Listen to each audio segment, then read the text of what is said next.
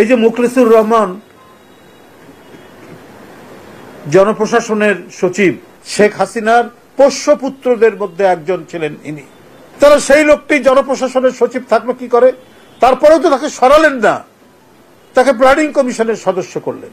এখন যারা বিভ্রান্ত তৈরি করছেন, অপপ্রচার দিচ্ছেন বিএনপির বিরুদ্ধে, সব মিলতে আগে এগুলোর বিচার হওয়া উচিত ছিল। একজন এমপি এবং মন্ত্রী চট্টগ্রামের কি সাইফুজ্জামান জাভেদ সব শুদ্ধ মিলে যুক্তরাজ্য এবং যুক্তরাষ্ট্রের 602টা সম্পদের খতিয়ান পাওয়া গেছে এবং তার বাসা থেকে যে নথিপত্র পাওয়া গেছে, বিশাল নথিপত্র, সেখান থেকে দেখা যাচ্ছে প্রায় 602টা তার সম্পদ হচ্ছে যুক্তরাষ্ট্র এবং যুক্তরাজ্যে। তাহলে এগুলোর বিচার হবে না? এই ডামাডোলের মধ্যে তাদের যে ঘটনাগুলো তো আড়াল হয়ে যাচ্ছে এবং এই আড়াল করার জন্যই নানাবিধ প্রচেষ্টা চলছে কিনা এটা বড় সন্দেহের উদ্রেক।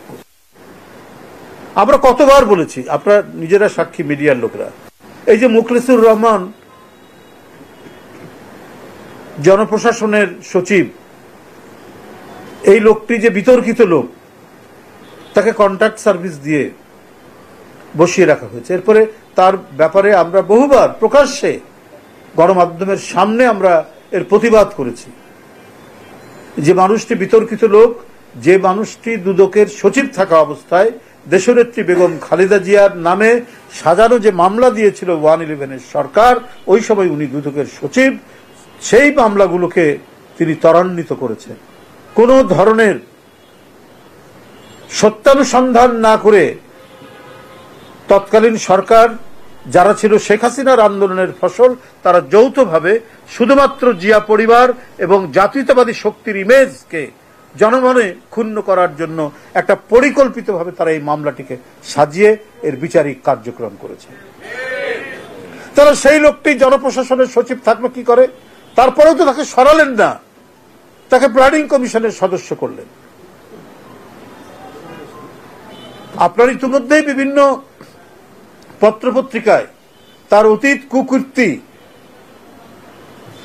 এগুলো সম্পর্কে নানা রিপোর্ট তৈরি হয়েছে। একেবারে খাস শেখ হাসিনার পোষ্যপুত্রদের মধ্যে একজন ছিলেন ইনি, কিন্তু তাকে এতদিন ধরে বসিয়ে রাখা হলো এবং তারাও একটা টার্গেট করে নেমেছে যে বিএনপির কোনো অস্তিত্ব রাখা যাবে না। তরুণ যে ছেলেগুলো ছাত্রদল করত, কিন্তু মেরিটে ওই মানে এটা তো শেখ হাসিনার আমল ছিল না, বেগম জিয়ার আমলে অথবা তার আগে যারা মেরিটে চান্স পাওয়া ছেলেরা হয়তো ছাত্র জীবনে ছাত্রদল করেছে, অথবা বাপ, চাচা, মামা কেউ বিএনপির লোকালি কোনো নেতা হয়েছেন, এই ব্যাকগ্রাউন্ড থাকলেই তাকে সরিয়ে দেওয়া হয়েছে।